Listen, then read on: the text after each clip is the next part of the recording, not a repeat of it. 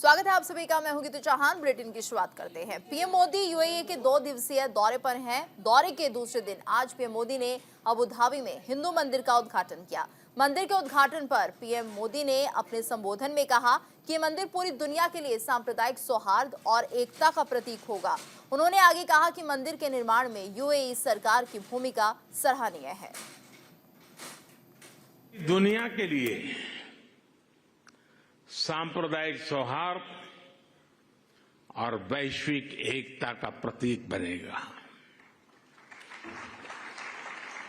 भाइयों और बहनों, यूएई के minister of tolerance his excellency Sheikh Nahyan Al Mubarak यहां विशेष तौर पर उपस्थित है और उन्होंने भाव भी जो व्यक्त किए, जो बातें हमारे सामने रखी, वो हमारे उन सपनों को मजबूत करने का उनके शब्दों में उन्होंने वर्णन किया है। मैं उनका आभारी हूं। साथियों, इस मंदिर के निर्माण में यूएई की सरकार की जो भूमिका रही, उसकी जितनी तारीफ की जाए उतनी कम है।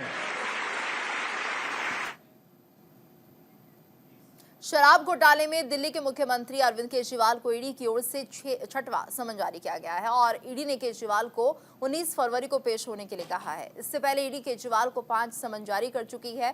अभी तक भेजे गए समन पर केजरीवाल ईडी के सामने पूछताछ के लिए पेश नहीं हुए। उन्होंने ईडी के समन को बदले की कार्रवाई बताया था। ईडी ने केजरीवाल को 31 जनवरी, 17 जनवरी, 3 जनवरी, 21 दिसंबर और 2 नवंबर को समन भेजा था, लेकिन केजरीवाल ईडी के सामने पेश नहीं हुए।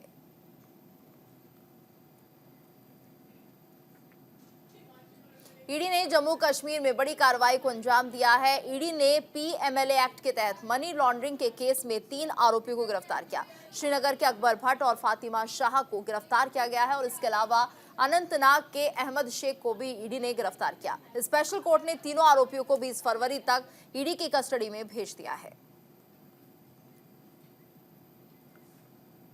27 फरवरी को बिहार में राज्यसभा की 6 सीटों के लिए चुनाव होना है, जिसके लिए नामांकन की प्रक्रिया अभी जारी है। एनडीए और महागठबंधन को मिलाकर कुल 6 सीटें हैं। एनडीए से 3 और कांग्रेस से बिहार के प्रदेश अध्यक्ष अखिलेश प्रसाद सिंह ने नामांकन दाखिल किया। वहीं आरजेडी ने भी राज्यसभा के लिए अपने 2 नेताओं के नाम फाइनल कर दिए हैं। आरजेडी के कोटे से मनोज झा और संजय यादव का नाम तय किया गया है। बता दें कि मनोज झा का कार्यकाल इस बार खत्म होने वाला है और पार्टी लगातार दूसरी बार उन्हें राज्यसभा भेज रही है। दिल्ली जाने की जिद पर अड़े किसान और केंद्र के बीच 15 फरवरी को तीसरे दौर की बैठक होने वाली है। ये बैठक शाम 5 बजे होगी। वहीं इस बैठक को लेकर हमारी संवाददाता अंचल कात्यायन ने किसान नेता सरवन सिंह पंधेर से खास बातचीत की। किसान लगातार शंभू बॉर्डर पर अड़े हुए अपनी मांगों को लेकर के। किसानों का कहना है कि जब तक हमारी मांगे नहीं मानी जाएगी हम पीछे नहीं हटेंगे। 2 दिन हो गए हैं, आज दूसरा दिन है और हम दोनों दिन देखा कि किस तरीके से हरियाणा सरकार की तरफ से, प्रशासन की तरफ से उनके ऊपर आंसू गैस के गोले दागे जा रहे हैं, ड्रोन से दागे जा रहे हैं। हमारे साथ बातचीत करने के लिए किसान नेता मौजूद है, उनसे बातचीत करते हैं और जानते हैं। पंधेर जी, जिस तरीके से 2 दिन से किसान नेता बैठे हुए, आपने प्रेस कॉन्फ्रेंस भी की है और प्रेस कॉन्फ्रेंस में आपने एडीजीपी से भी बातचीत की है, मीटिंग भी हुई है और आपने कहा कि जिस तरीके से हरियाणा पुलिस की तरफ से, सीआरपीएफ की तरफ से जो मौजूद वहाँ पर किसान है, किसानों के ऊपर आंसू गैस के गोले दागे जा रहे हैं, उसके बाद एडीजीपी की तरफ से क्या कुछ कहा गया? देखिए, उन्होंने केंद्र से बात की है। हम अपनी तरफ से आज आगे बढ़ने का निर्णय तो वापस ले लिया, लेकिन लगातार उधर से शेलिंग होती रही, छुटपुट घटना इधर से भी होगी। हम कल भी आगे नहीं बढ़ेंगे। हम केंद्र से वार्ता करेंगे, आशा करेंगे कि केंद्र इसका आने वाले समय में सुखद हल निकाले, ठीक है। नहीं तो अन्यथा दिल्ली जाने का विकल्प तो हमारे पास है। हम कल को केंद्र से कहेंगे भी अपने अर्धसैनिक फोर्सों को ये कहे कि हमारे ऊपर पीसफुली बैठकों के ऊपर शेलिंग ना करे। अगर केंद्र हमारा रास्ता ना रुकता, हम दिल्ली पीसफुली बैठ के अपना आंदोलन करते। या तो दिल्ली जाने से पहले हमारी मांगे मान लीजिए, कुछ हल निकालिए, या फिर हमें पीसफुली आंदोलन करने का निर्णय अधिकार दीजिए। सरवण जी, 2 बार की बैठक हो चुकी है और तीसरे दौर की वार्ता अभी होनी है, तो क्या कुछ उम्मीदें हैं तीसरे दौर की वार्ता में कोई हल निकल सकता है? हम आशा करेंगे कि हल निकल जाए। देखिए, गृह मंत्री अनिल विज की अगर बात की जाए तो गृह मंत्री अनिल विज की तरफ से भी विवादित बयान आया है, उसे लेकर के क्या? देखिए, हम कहते हैं इस तरह के बयान किसी भी जिम्मेवार मंत्री को नहीं देने चाहिए। पंजाब सरकार पर भी आरोप लगाया कि पंजाब सरकारों ने किसानों को रोकने की कोशिश नहीं की है, तो पंजाब सरकार चाहती है कि किसान दिल्ली जाएं और दंगा करें। देखिए ऐसी बात नहीं, हम दंगाई नहीं है, हम दिल्ली जाना आने का सवाल नहीं, केंद्र हमारी मांगे मान ले, हम दिल्ली नहीं जाएंगे या फिर हमें दिल्ली जाने के लिए पीसफुली ढंग से रास्ता दे दे। अच्छा, एक आखिरी सवाल, कल की बैठक में कौन कौन मौजूद रहेंगे? देखिए पीयूष गोयल जी रहेंगे, नित्यानंद रॉय जी रहेंगे, अर्जुन मुंडा जी रहेंगे। चलिए ठीक है, बहुत बहुत शुक्रिया। तो देखिए हमारे साथ किसान नेता सरवण सिंह पंधेर मौजूद थे। उन्होंने कहा कि कल की बैठक में कुछ हल निकलने की संभावनाएं हैं। 2 बार की बैठक पहले भी हो चुकी है। अब कल की बैठक में क्या कुछ नतीजा निकल के आता है, इस पर सभी की निगाहें, किसान के साथ साथ पूरे देश की निगाहें कल के फैसले पर टिकी हुई है कि कल किसानों की वापसी होती है या नहीं। वीडियो जर्नलिस्ट कृष्णदेव के साथ मैं आंचल कादियान, न्यूज इंडिया के लिए। भारतीय किसान यूनियन के नेता राकेश टिकैत ने केंद्र सरकार को चिताया है कि बिना समाधान और बातचीत के किसान वापस नहीं जाएगा। उन्होंने कहा कि हमारे लिए दिल्ली दूर नहीं है, हमारी 16 तारीख की कॉल है, सरकार को 16 फरवरी तक का समय है कि समाधान निकाल ले। किसान संयुक्त मोर्चा अभी इसका हिस्सा नहीं है, लेकिन हम उनके साथ हैं। अगर वो चाहेंगे तो हम उनको समर्थन देंगे। यह आंदोलन किसानों का है, संयुक्त मोर्चा जो निर्णय लेगा हम उसी हिसाब से फैसला लेंगे। देखो, हमारा है कि सरकार उस मूवमेंट से बातचीत करे, जैसे पहले भी 2 दौर की बात हुई है, दोबारा फिर वे बैठ गए, किसान वापसी नहीं जाएगा, सरकार छेड़खानी मत करे उनके साथ में, वो बैठेगा या तो वो आगे जाएगा दिल्ली की तरफ, वो पंजाब नहीं जाएगा, बगैर बातचीत के समाधान के वो वापसी जाएगा ही नहीं। किसान की ये टेंडेंसी होती है और हम सब नजरें बनाए हुए, अगर उनके साथ में कोई अनजस्टिस होगा तो ना हमारे से किसान दूर है, ना हमारे से दिल्ली दूर है। राजस्थान के डिप्टी सीएम ने लोकसभा चुनाव 2024 को लेकर बैठक की। बैठक में लोकसभा प्रभारी और सह प्रभारी मौजूद रहे। लोकसभा चुनाव से किस तरह काम करना है, इसको लेकर दिशा निर्देश दिए गए। वहीं हमारे संवाददाता ने डिप्टी सीएम प्रेमचंद बैरवा से खास बातचीत किया, ये आपको सुनवाते हैं। पार्टी कार्यालय में इस वक्त मौजूद है हमारे साथ में मंत्री सुरेश सिंह रावत हमारे साथ में है। सर, सूर्य नमस्कार को लेकर अलग राजनीति राजस्थान में देखने को मिल रही है, किस तरह से देखते हैं? भारतीय जनता पार्टी सबके दिलों में इसके से एक अलग घर बनाना चाहती है और सूर्य नमस्कार शुरू करना चाहती है। कल से एक नए कुंभ के रूप में देखा जा रहा है इसको, वहीं इसका विरोध भी देखने को मिल रहा है, किस तरह से देखिए, भारतीय जनता पार्टी की सरकार है और सूर्य नमस्कार एक योग का ही पार्ट है। योग हमारी जीवन पद्धति का हिस्सा होना चाहिए और पहला सुख निरोगी काया। अगर सूर्य नमस्कार अगर जो व्यक्ति करता है, निश्चित रूप से वो सभी रोगों से दूर रहता है, शारीरिक रूप से स्वस्थ रहता है, शरीर में स्फूर्ति रहती है।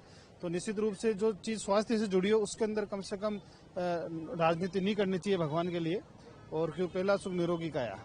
इसलिए इस तरह की बातें अनकल है। कोर्ट ने भी माना है कि इसमें कोई दम नहीं है और कोर्ट ने भी उनके बाद उसकी जो याचिका खारिज हो गई। बिल्कुल बिल्कुल। अभी दूसरी ओर भारतीय जनता पार्टी की अहम बैठक हुई, 25 मिशन को लेकर देखा जा रहा है, अहम बैठक है, किस तरह का रोड मैप तैयार किया गया है लोकसभा चुनाव को लेकर? देखिए, भारतीय जनता पार्टी एक संगठनात्मक रूप से काम करने वाली पार्टी है। निरंतर संगठन सक्रिय रहे, इसके लिए बैठकें होती रहती है। और आज लोकसभा चुनाव को लेकर बैठक हुई, इसके अंदर हमारी रणनीति बनी कि भाई ज्यादा से ज्यादा हमारी जो सीटें अधिक मतों से अधिक मत प्रतिशत हमें जीतनी है, इसकी हमने विस्तृत योजना बनाई, क्लस्टर वाइज भी बनाई, लोकसभा वाइज भी बनाई और विधानसभा स्तर पर भी हमारी जो कमेटियां बनी हुई है। हमारे केंद्र के कुछ बड़े लोग नेता भी आएंगे, वो भी उनका भी प्रवास रहेगा, उनका भी मार्गदर्शन रहेगा और हम सबका प्रयास रहेगा कि 25 सीटें तो जीती रहे, लेकिन पिछली बार जो हमें मत मिला उससे अधिक इस बार मत मिले।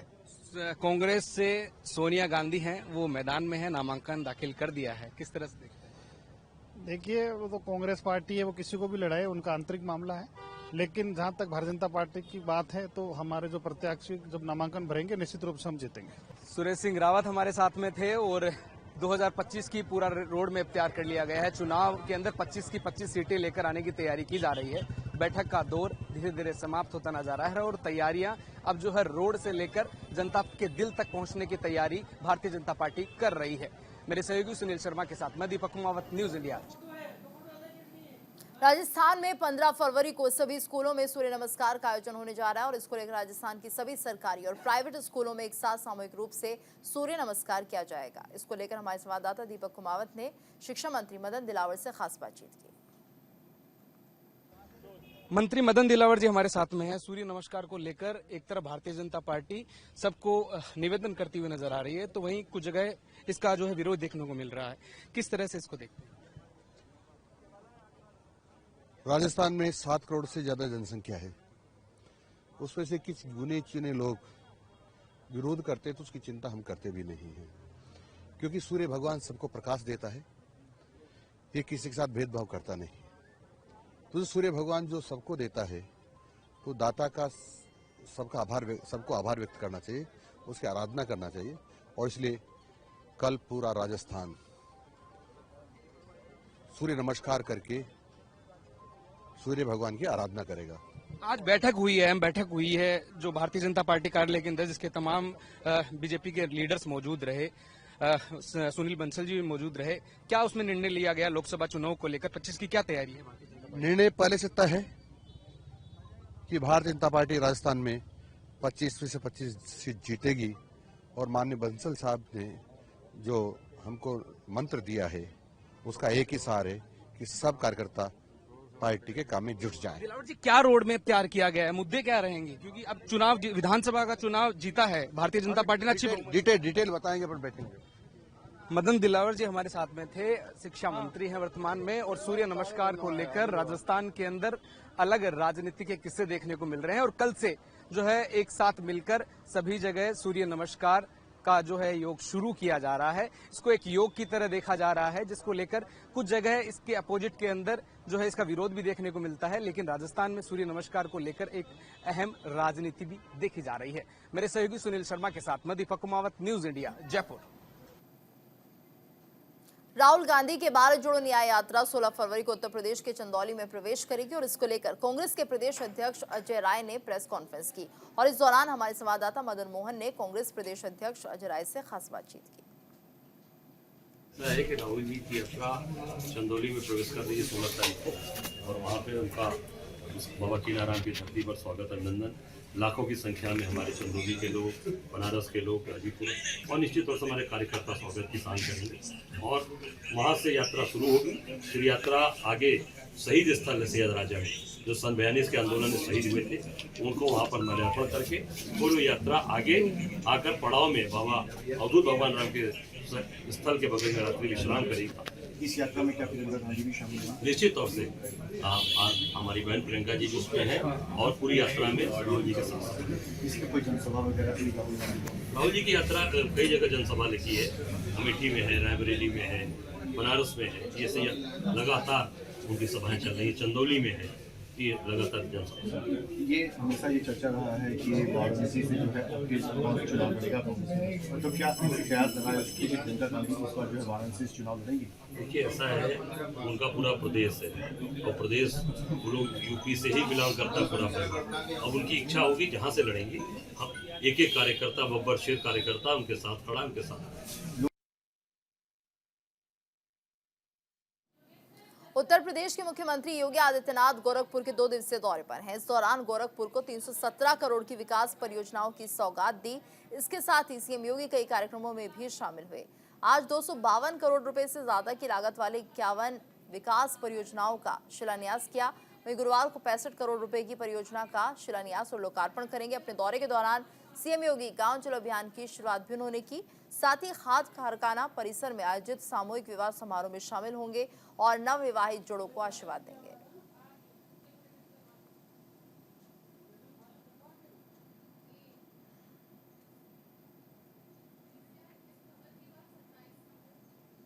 बीजेपी ने राज्यसभा चुनाव के लिए यूपी से 7 प्रत्याशियों की घोषणा की, जिसमें मुगलसराय से पूर्व विधायक साधना सिंह को भी प्रत्याशी बनाया गया था।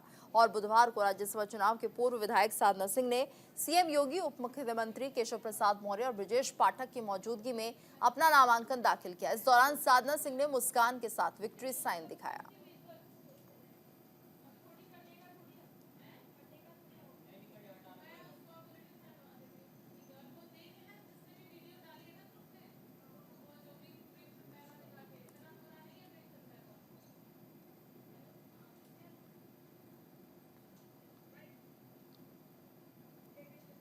गौतम बुद्ध नगर के आबकारी विभाग को आबकारी आयुक्त से प्रशस्ति पत्र मिला है और इस वित्तीय वर्ष में प्रदेश में राजस्व बढ़ाने में गौतम बुद्ध नगर पहले स्थान पर रहा।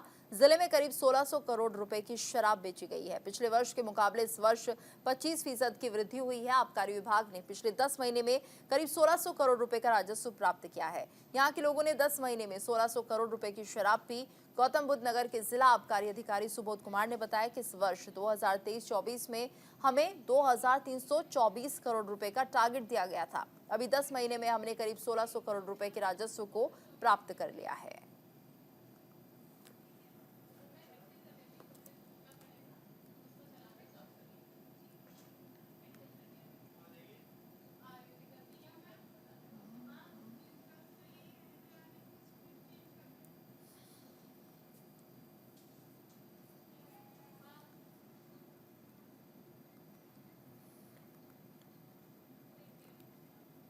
ब्रज के मंदिरों में होने वाली होली का डंका देश में ही नहीं बल्कि पूरे विश्व में है। कान्हा की नगरी में होली का महोत्सव वसंत पंचमी से ही शुरू हो जाता है। होली के 40 दिवसीय महोत्सव में यहाँ के प्रमुख मंदिरों के उत्सव की छटा अलौकिक होती है। वृंदावन के प्रसिद्ध ठाकुर बांके बिहारी मंदिर में बसंत पंचमी के अवसर पर अबीर गुलाल के साथ होली पर्व की शुरुआत हो गई है। ब्रजमंडल में बसंत पंचमी से होली आने का संदेश पूरे देश दुनिया में जाता है। वृंदावन के प्रसिद्ध ठाकुर बांके बिहारी मंदिर में बसंत पंचमी के अवसर पर अबीर गुलाल के साथ होली आने का संदेश दिया गया। अपने आराध्य ठाकुर जी के साथ अबीर गुलाल से होली खेली गई।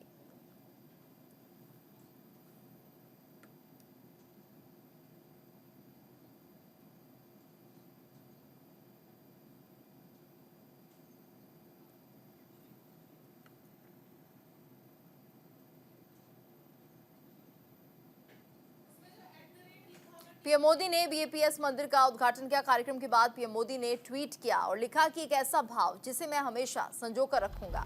आज हमारी मुलाकात के दौरान मुझे अपनी पुस्तक की एक प्रति और एक व्यक्तिगत संदेश भेंट किया। आने वाली पीढ़ियां उनके जीवन और उत्कृष्ट कार्यों से प्रेरित होंगी।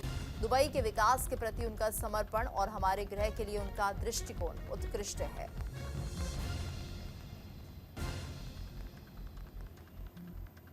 पीएम मोदी ने बीपीएस मंदिर के उद्घाटन के बाद ये ट्वीट किया है, एक ऐसा भाव जिसे मैं हमेशा संजोकर रखूंगा। पीएम मोदी ने मंदिर के उद्घाटन के बाद ट्वीट कर अपने भाव व्यक्त किए।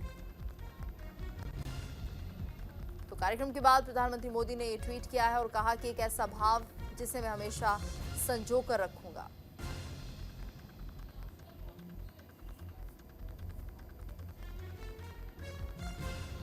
प्रधानमंत्री मोदी ने आज भव्य मंदिर का उद्घाटन किया है और अबू धाबी में इस मंदिर के उद्घाटन के बाद उन्होंने ट्वीट भी किया और उन्होंने कहा कि एक ऐसा भाव है जिसे मैं हमेशा संजोकर रखूंगा।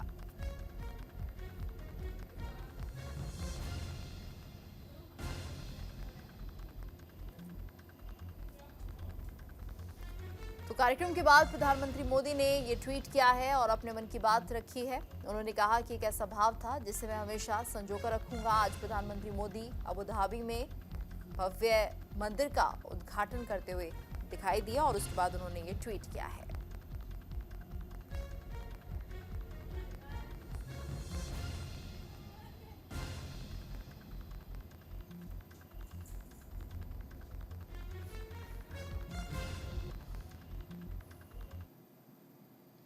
किसान अपनी मांगों को लेकर एक बार फिर दिल्ली की तरफ कूच कर रहे हैं और इस बार प्रशासन ने भी मुस्तैदी दिखाई है और दिल्ली से जुड़े सभी बॉर्डर को सील कर दिया है। पंजाब और हरियाणा के शंभू बॉर्डर पर किसान और पुलिस के बीच नोकझोंक भी हुई और पुलिस ने आंसू गैस के गोले छोड़े। पिछले 2 दिनों से किसान इस बॉर्डर पर जमे हुए हैं और पीछे जाने के लिए तैयार नहीं है। हमारी संवाददाता आंचल कात्यायन ने शंभू बॉर्डर पर किसानों से कई मुद्दों पर बातचीत की। पुलिस की तरफ से लगातार फायरिंग की जा रही है, आंसू गैस के गोले दागे जा रहे हैं। आपको तस्वीरों में साफ तौर पर नजर भी आएगा। किसान पीछे भी हटने की कोशिश कर रहे हैं, लेकिन इधर से किसानों की पूरी तैयारियां, जैसे कि हम लगातार दिखा भी रहे हैं आपको, कि किसानों ने पंखे लगा दिए हैं बड़े बड़े, जो कि खेती में इस्तेमाल किए जाते हैं। उससे ये बचाओ कि जो आंसू गैस के गोले उधर से दागे जा रहे हैं उनसे बचा जा सके और किसी भी किसान को कोई परेशानी ना हो, क्योंकि आज दूसरा दिन है और 200 से ज्यादा किसान ऐसे हैं जो कि घायल हो चुके हैं। और देखिए लगातार हरियाणा पुलिस की तरफ से या सीआरपीएफ, आईटीबीपी जो भी पुलिस बल तैनात है हरियाणा बॉर्डर की तरफ, उधर से लगातार आंसू गैस के गोले दागे जा रहे हैं, फायरिंग की जा रही है और इधर से किसानों की तरफ से पानी का छिड़काव ताकि उस धुएं से किसानों को बचाया जा सके। आप देख सकते हैं कि हर एक किसान के चेहरे पर रुमाल बंधा होगा, मफलर बंधा होगा, ताकि जो वो हवा है वो नाक के अंदर ना जाए और किसानों की सेहत का भी नुकसान ना हो।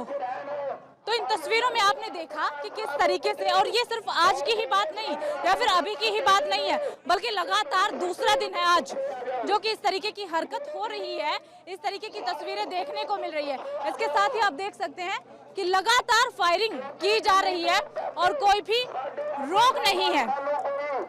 इसे लेकर के किसानों का साफ ये कहना कि आखिरकार हमारी गलती क्या है, हम तो अपनी मांगों को लेकर के अड़े हुए हैं। अगर हमने अपनी मांगे उठा ली, जो हमारी मांग है, तो इसमें हमारा कसूर क्या है? सरकार हमसे बैठ करके बातचीत क्यों नहीं करती है? सिर्फ इतनी सी मांग है किसानों की और बैठ करके बातचीत करने के लिए भी तैयार है। लेकिन जिस तरीके से दूसरी तरफ से फायरिंग की जा रही है पुलिस बल की तरफ से, उसे लेकर के किसानों के मन में हजारों सवाल हैं। न्यूज इंडिया के लिए वीडियो जर्नलिस्ट कृष्णदेव के साथ मैं आंचल कादियान। और इसी के साथ इस बुलेटिन में फिलहाल इतना ही। रुकेंगे एक ब्रेक के लिए, ब्रेक के बाद खबरें जारी हैं।